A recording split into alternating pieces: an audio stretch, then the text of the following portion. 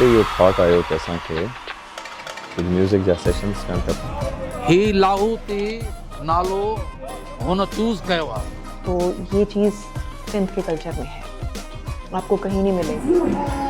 I'm in love with the Sindhi people. इहा difference यकीनन सैफ जे करे ऐं हिन जो जेको लाहौती मेलनि जे करे आई आहे।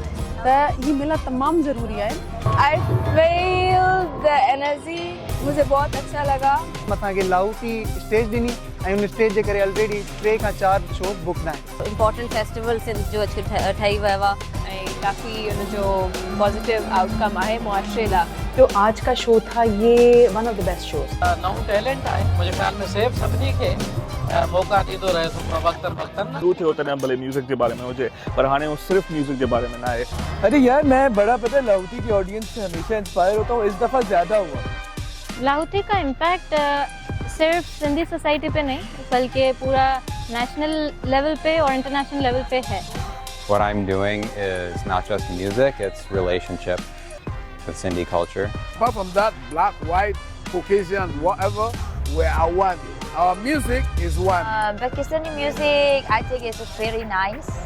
मैं बहुत खुश हूँ कि मुझे आज मौका मिला लाहौती पे बोलने का।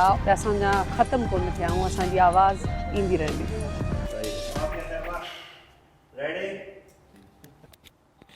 Yeah, hello, 1 2 3. So जॾहिं फेस्टिवल जेसीं मां एंजॉय कयां थो कंदुमि